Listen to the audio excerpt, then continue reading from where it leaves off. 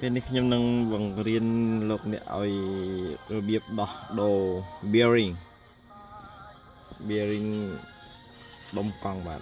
ដុំថាសនេះបាទ bearing បាទខ្ញុំនឹងបង្ហាញវិធីដោះដូរលោកអ្នកឲ្យបានឃើញច្បាស់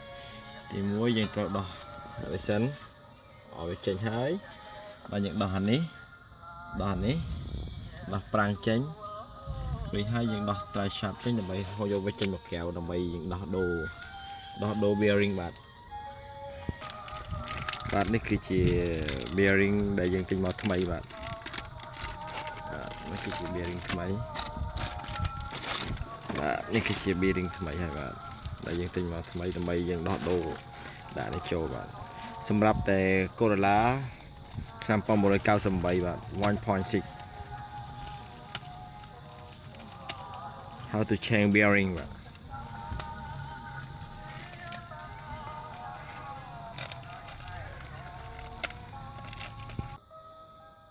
ទីមួយយើងត្រូវដោះខ្ចៅបូម៉ាស៊ីនបាទគឺសោលេខ19បាទ number 19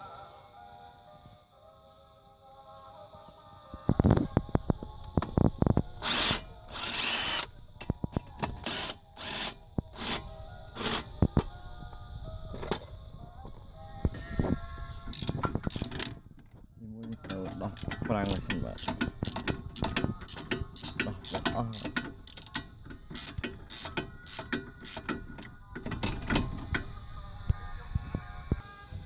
បាទដោះចេញដល់ដោះវាចេញអញ្ចឹងដើម្បីយើងដោះវាចេញបាទ dish យក dish នេះចេញដើម្បីយក bearing បាទ take this outside បាទឥឡូវខ្ញុំនឹងដោះខ្ចៅនៅចំណុចនេះមួយទៀតបាទនេះយើងទៅពួកវាអញ្ចឹងដើម្បីកុំឲ្យវាដាច់ខ្សែនេះបាទ screw T for brake បាទ and hold screw like that one more ទៅដោះត្រូវដោះចំណុចនេះនេះគេហៅសម្រាប់ចកោតបាទ steering try sharp steering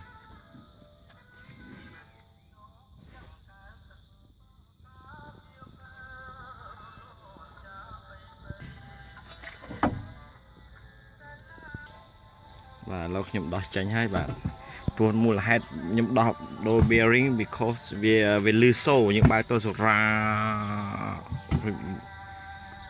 វាលឺដូចនេះចឹងបាទលឺដូចវាបែកគ្រាប់ចឹងបាទដល់វាស្ងួតប្រេងវាមិនហ្នឹងឥឡូវខ្ញុំត្រូវដោះដូរវាចេញ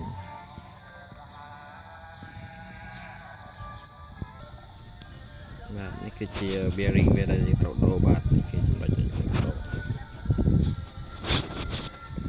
កុំភ្លេចដោះអា cover នេះសិនណា lock pin វាបាទនេះគឺជាវិធីបញ្ចូល bearing បាទនេះគឺជាការបញ្ចូល bearing នៅក្នុងវាវិញបាទ bearing ចាស់នេះវាប្រុក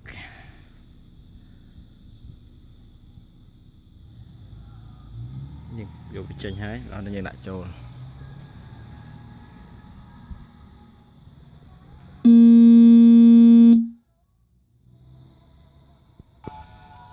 បាទនេះខ្ញុំដាក់ bearing ថ្មីចូលហើយបាទ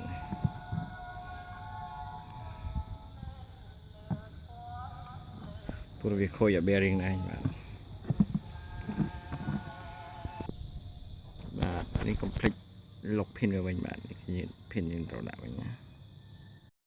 បាទឥឡូវខ្ញុំដាក់នៅ plastic នេះចូលបាទចំដាក់ឡើងអានេះដាក់ចំណុចនេះហើយដាក់នេះចេះទៀតបាទអូខេ complete នេះគឺជាការដាក់ចូលវិញបាទស្រួលទេឲ្យធ្វើតាមរបៀបខ្ញុំអញ្ចឹងស្រួលដាក់ស្រួលដោះបាទសូមទស្សនាហើយឥឡូវនេះខ្ញុំដាក់ថ្មីចូលវិញហើយបាទស្ងាត់ឈឹងបាទឃើញទេបងប្អូននេះថ្មីដែលខ្ញុំរៀបដាក់ចូលវិញហើយឥឡូវខ្ញុំដូរវាដាក់ bearing ថ្មីឥឡូវខ្ញុំដាក់វាចូលហើយបន្តិចទៀតខ្ញុំនឹងចាប់វាស្អាតមកវិញហើយបាទនេះដូរហើយ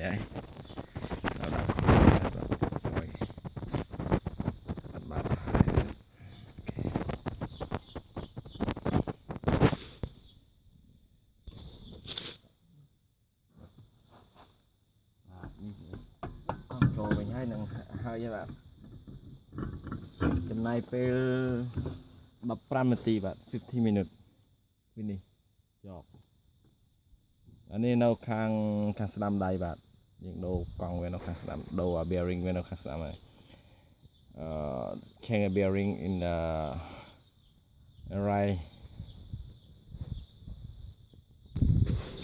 ឥឡូវខ្ញុំនឹងមកខាងទៀតនេះខ្ញុំធ្វើហើយឥឡូវខ្ញុំចាប់ដើមរៀបដោះមកខាងទៀតបាទដូរ bearing មកខាងទៀតដោយដូរទាំងសងខាងបាទ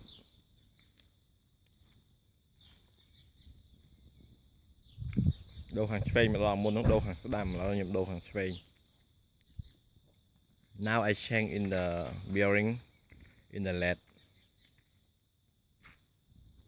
វាបាទដោះ screw ទៀតបាទ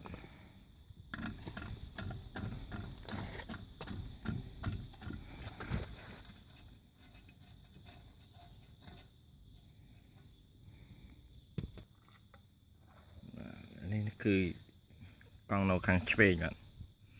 ខាងឆ្វេងដៃយើងដោះដូចនៅខាងស្ដាំអញ្ចឹងបាទវាដូរ bearing យើងដោះនេះរួចហើយយើងត្រូវដោះអានេះដោះប្រាំង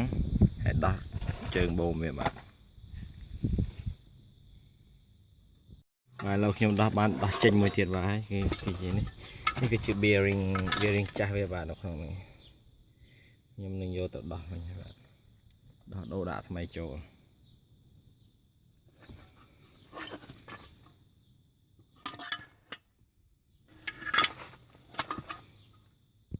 ខ្ញុំនឹងបង្ហាញរបៀបដោះ bearing ចេញបាទយើងជាមួយយើងដោះណាត់ឡើយនេះដោះ pin វាឡើយនេះដោះ pin វាចេញហើយវាចូលក្នុង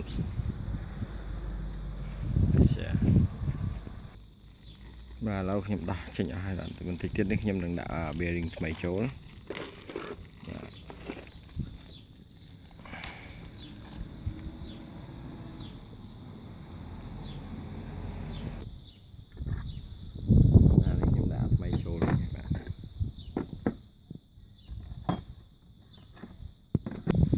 បាទឥឡូវខ្ញុំចាប់ដើមដាក់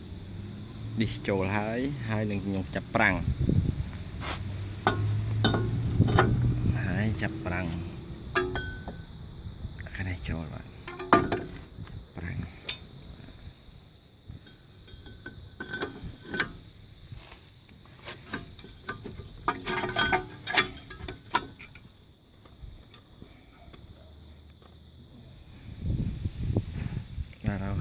ហើយប្រាំងនេះដាក់ហើយ seeing good ហើយខ្ញុំដាក់កង់ចូលហើយ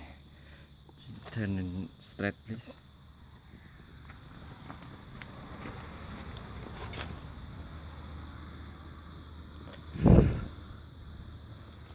okay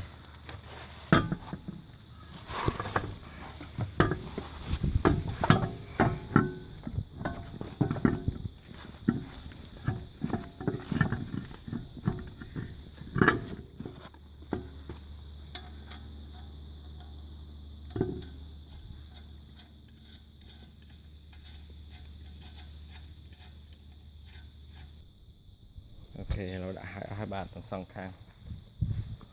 ទៀតអូខេអរគុណដែលតាមដានទស្សនាមានអ្វីប្លែកខ្ញុំនឹងរៀបរាប់ឲ្យធ្វើតាមបាទនេះជាការជួសជុលដោយយន្តនៅក្នុងផ្ទះខ្លួនឯងដោយខ្លួនឯងមិនបាច់ចាំទៅរកជាងបាទអរគុណដែលតាមដានទស្សនាវីដេអូនេះពីដើមរហូតដល់ចប់សូមអរគុណបាទ